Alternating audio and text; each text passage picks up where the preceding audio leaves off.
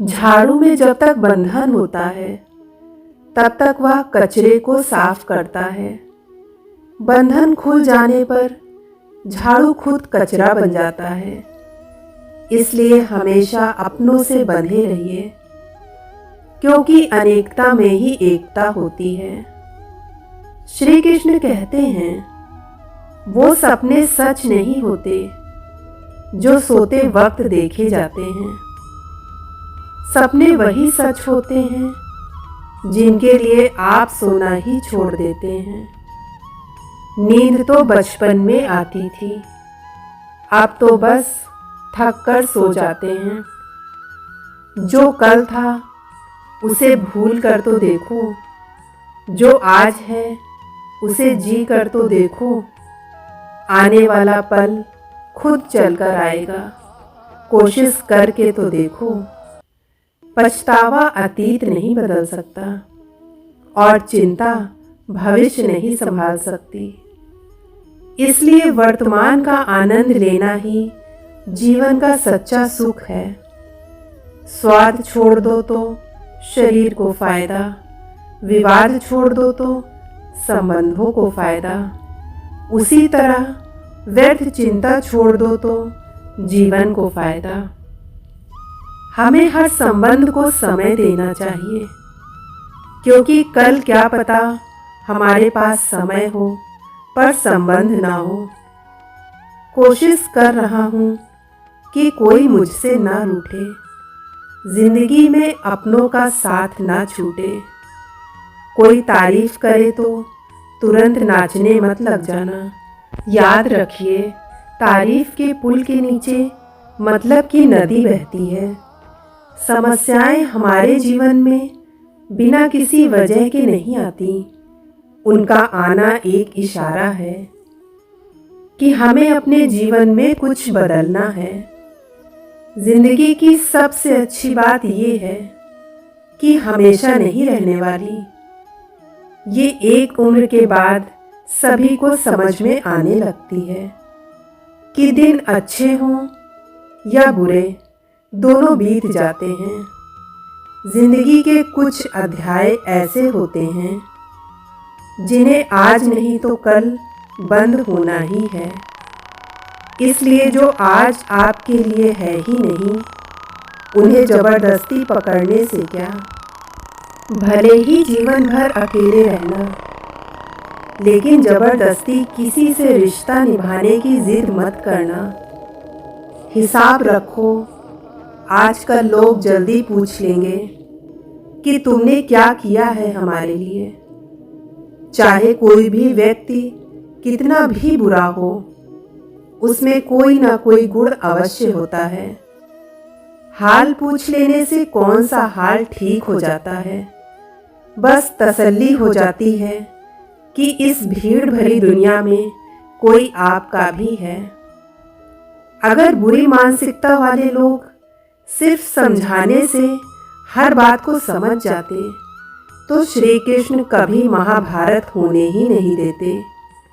रिश्ते कोई भी हों, उन्हें ऐसे निभाओ उस रिश्ते की डोर जिंदगी भर न छूटे। जीवन के हर सुनहरे मोड़ पर यादों को पड़े रहने दो। जुबान पर हंसी की मुस्कान रहने दो। ना ही रहो खुद उदास और ना उदास किसी को रहने दो। दोस्त वो होता है जिनके साथ बातें खुल कर की जा सकें, ना कि संभल कर करनी पड़े। कोई भी अपना नहीं होता। यहाँ पर सब टाइम पास करने के लिए हमें अपना बनाते हैं।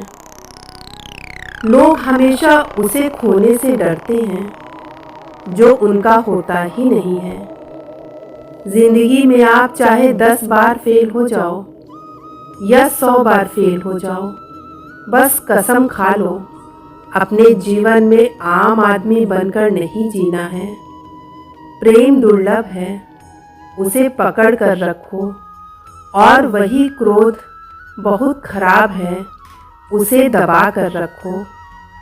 डर बहुत भयानक चीज़ है, उसका सामना करना सीखो।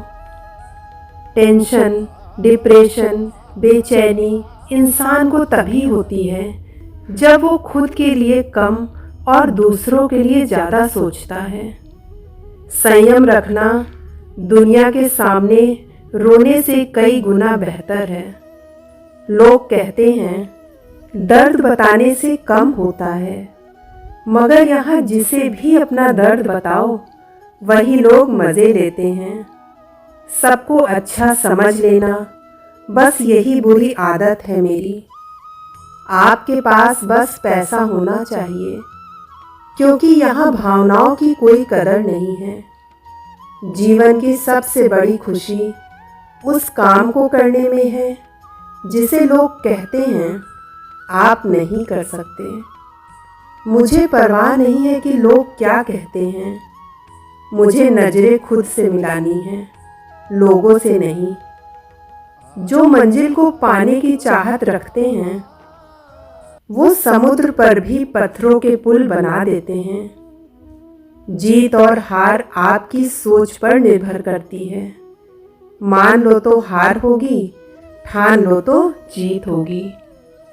गर्मी की छुट्टियों में दादाजी के पास घूमने आया बालक उछलते कूदते दादाजी के पास पहुंचा और बड़े गर्व से बोला कि दादाजी, जब मैं बड़ा हो जाऊंगा तब मैं एक सफल आदमी बनूंगा।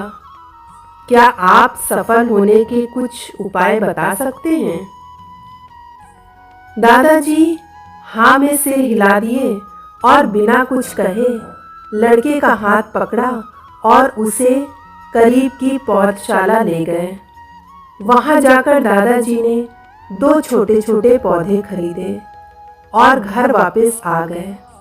वापस आकर उन्होंने एक पौधा घर के बाहर लगा दिया और दूसरा पौधा गमले में लगाकर घर के अंदर रख दिया। अब आपको क्या लगता है कि इन दोनों पौधों में से भविष्य में कौन सा पौधा अधिक सफल होगा? दादाजी ने लड़के से पूछा। लड़का कुछ समय तक सोचता रहा और फिर बोला, घर के अंदर वाला पौधा ज़्यादा सफल होगा, क्योंकि वो हर एक खतरे से सुरक्षित है, जबकि बाहर वाले पौधे को तेज धूप, आंधी, पानी और जानवरों से भी खतरा है। दादाजी बोले, चलो देखते हैं आगे क्या होता है, और वह अखबार उठाकर पढ़ने लगे। दादाजी दोनों पौधों पर ज़्यादा ध्यान देते रहे और समय बीतता गया। 3-4 साल बाद जब एक बार फिर वह लड़का अपने माता पिता के साथ गांव घूमने आया, तब अपने दादाजी को देखा तो देखते ही बोला, दादाजी, पिछली बार मैंने आपसे सफल होने के कुछ उपाय मांगे थे, पर आपने तो कुछ भी नहीं बताया था।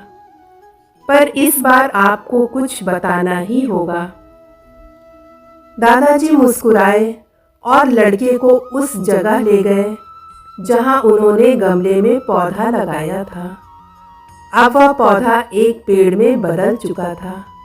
लड़का बोला, देखा दादाजी, मैंने कहा था ना कि ये वाला पौधा ज़्यादा सफल होगा। दादाजी ने बोला कि अरे पहले बाहर वाले पौधे का हाल तो देख लो। और ये कहते हुए दादाजी लड़के को बाहर ले गए। बाहर एक विशाल पेड़ गर्व से खड़ा था। उसकी शाखाएं दूर तक फैली हुई थी और उसके छांव में खड़े राहगीर आराम से बातें कर रहे थे। अब दादाजी ने पूछा, बताओ कौन सा पौधा ज़्यादा सफल हुआ? लड़का कुछ शर्माते हुए बोला, बाहर वाला। लेकिन ये कैसे संभव है? बाहर तो उसे न जाने कितने खतरों का सामना करना पड़ा होगा। दादाजी मुस्कुराए और बोले, हाँ, बाहर वाले पौधे को बहुत सी चीज़ों का सामना करना पड़ा, लेकिन समस्या का सामना करने से अपने फायदे भी तो हैं। बाहर वाले पौधे के पास आज़ादी थी कि वह अपनी जड़ें जितनी चाहे उतनी फैला ले, अपनी शाखाओं से आसमान को छू ले और तुम जिस आंधी तूफान से इस पेड़ के लिए मुसीबत समझते थे, उसी आंधी तूफान ने इस पेड़ की जड़ों को इतना मजबूत बना दिया कि आज एक छोटा सा आंधी तूफान इस पेड़ का कुछ भी नहीं बिगाड़ सकता। बेटे, अब जो मैं तुम्हें बताने वाला हूँ उसे अगर तुमने अपने अंदर बैठा लिया तो तुम जिंदगी में जो कुछ भी करोगे उसमें सफल हो जाओगे। उन्होंने बोला कि अगर तुमने जीवन भर सिर्फ अच्छे विकल्पों को ही चुनते रहोगे तो तुम कभी भी उतने सफल नहीं हो पाओगे जितनी तुम्हारी क्षमता है। लेकिन अगर तुम तमाम खतरों के बावजूद इस दुनिया का सामना करने के लिए तैयार हो तो तुम्हारे लिए कोई भी लक्ष्य हासिल करना असंभव नहीं है। लड़के ने लंबी सांस ली और उस पेड़ की तरफ देखने लगा। वह दादाजी की बातों को समझ चुका था। आज उसे सफलता का एक बहुत बड़ा सबक मिल चुका था कि जीवन में हम जिन रुकावटों को जितना बड़ा शत्रु समझते हैं, वही हमें मजबूत और जीवन में बहुत ज़्यादा सफल बनाती हैं। तो दोस्तों, इस वीडियो में बस इतना ही। कमेंट करके आप लोग जय श्री कृष्ण जरूर लिखें। धन्यवाद। अपना ख्याल रखिएगा। जय श्री कृष्ण।